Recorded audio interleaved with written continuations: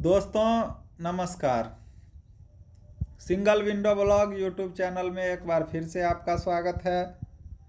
और मैं प्रिय रंजन आप लोगों को एक नए एपिसोड, इस तरह के एपिसोड जिसमें हम लोग जो त्योहारों में तिथियां मनाई जाती है, तिथियों के माध्यम से त्यौहार मनाई जाती है हमारे हिंदू धर्म ग्रंथों में, मुस्लिम धर्म ग्रंथों में जिनका उल्लेख होता है, वैसी तिथियों के बारे में जानकारी देंगे। वैसे आध्यात्मिक मायनों के बारे में जानकारी देंगे जो आपके जीवन में कहीं न कहीं सुख शांति समृद्धि के साथ साथ एक जानकारी वर्धन का भी काम करेगा। तो दोस्तों, आज के दिन रामनवमी था और सभी लोगों ने खुशी से इसको मनाया। दोस्तों, हम बताएंगे आज रामनवमी के बारे में। आप सभी जानते हैं या जो नहीं जानते हैं वो जान लीजिए। रामनवमी का त्यौहार जो है चैत्र मास के शुक्ल पक्ष की नवमी को मनाया जाता है। पुनर्वसु नक्षत्र तथा कर्क लग्न में माता कौशल्या के घर, राजा दशरथ के घर, माता कौशल्या के गर्भ से उत्पत्ति हुई, राम जी का जन्म हुआ। और वैसे कहा जाता है जो राम जी का जन्म नहीं हुआ, राम जी का प्राकट्य हुआ एक तरह से, क्योंकि राम जी को हिंदू धर्म शास्त्रों के अनुसार विष्णु का 7वां अवतार माना जाता है। इसी दिन रामनवमी के दिन मर्यादा पुरुषोत्तम भगवान श्री राम जी का जन्म हुआ था। दोस्तों, पुरानी कथा क्या है इसके विषय में मैं बताता हूँ कि जब त्रेता युग में लंका का राजा था रावण, उसके अत्याचारों से पूरा जगत, स्वर्गलोक, पाताललोक, पृथ्वी, देव, दानव, किन्नर, नक्षत्र, गंधर्व सभी जब परेशान हो गए थे, त्रस्त हो गए थे, तो उन्होंने भगवान विष्णु के पास जाकर के उनकी स्तुति की, उनकी वंदना की और उनसे कहा किसी तरह से इस राक्षस राज से हमें निजात दिलाइए। चूँकि वह देव दानव से अवध्य था और उसने सृष्टिकर्ता ब्रह्मा जी से कई वरदान ले रखे थे, जिसके कारण उसको मारना उतना सरल नहीं था। तब भगवान विष्णु ने कहा कि हम श्री राम के रूप में अवतार लेंगे भविष्य में, और देवताओं को की शंका का समाधान किया। बताते चले दोस्तों, संपूर्ण भारत में रामनवमी मनाई जाती है। तेलंगाना का भद्राचलम मंदिर, तेलंगाना का भद्राचलम मंदिर, दोस्तों जो प्रतियोगी परीक्षा की तैयारी करते हैं उनके लिए भी ये महत्वपूर्ण है। तेलंगाना का भद्राचलम मंदिर उन स्थानों में है जहां रामनवमी बहुत ही धूमधाम से मनाई जाती है।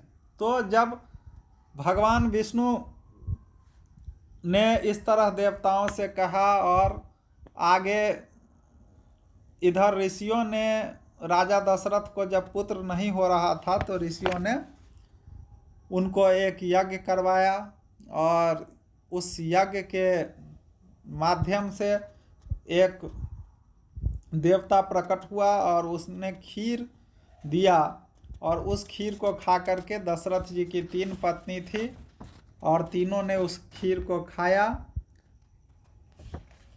कौशल्या, केकई और सुमित्रा, और जिसके कारण उनको जो है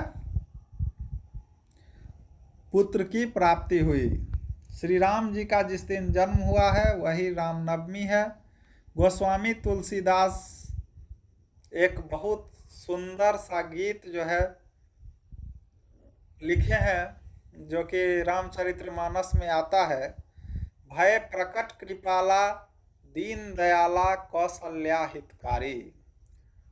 प्रकट जो हुआ भगवान का, दीन दयाल का, जो कौशल्या माता के लिए हितकारी था। और हर्षित महतारी मुनिमन हारी अद्भुत रूप विचारी।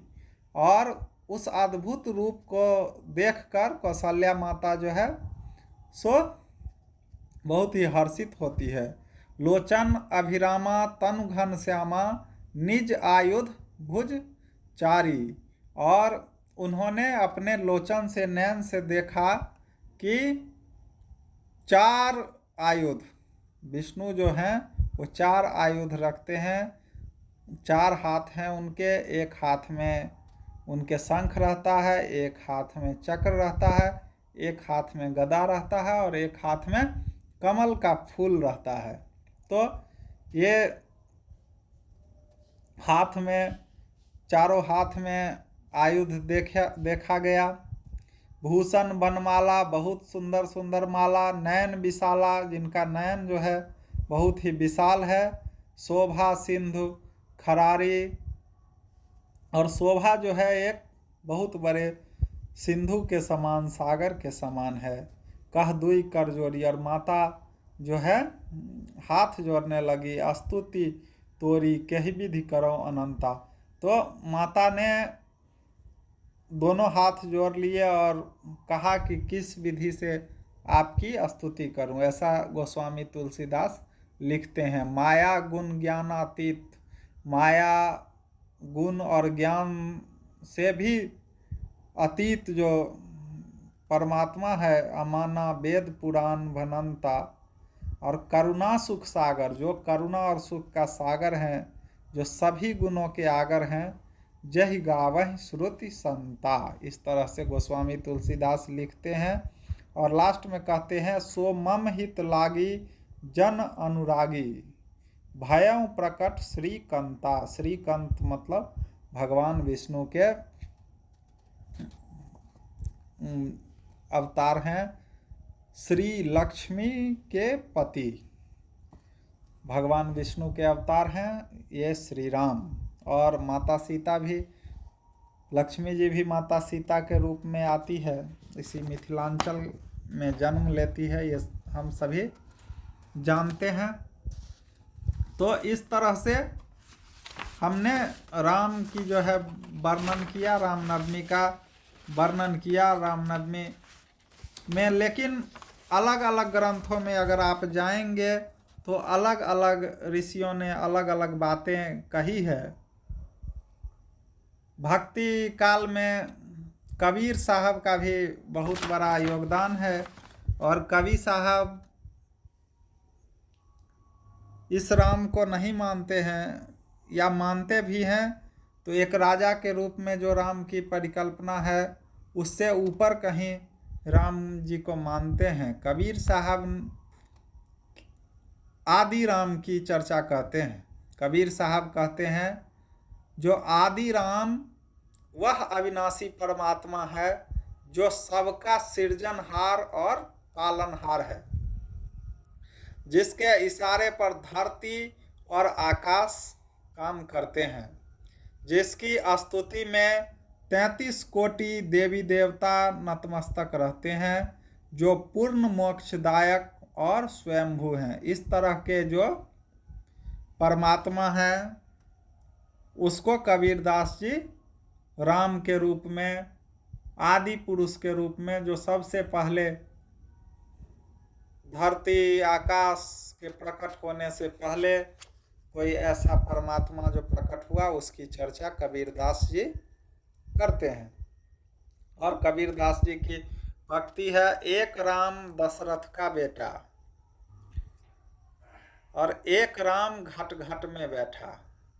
एक राम को दशरथ के पुत्र के रूप में वो कहते हैं, और एक राम को कहते हैं जो सभी कण कण में विद्यमान है। वो निर्गुण और निराकार स्वरूप जो है परमात्मा का, वही है वो राम। और वही राम कहीं न कहीं परमात्मा ही एक छोटे से अंश में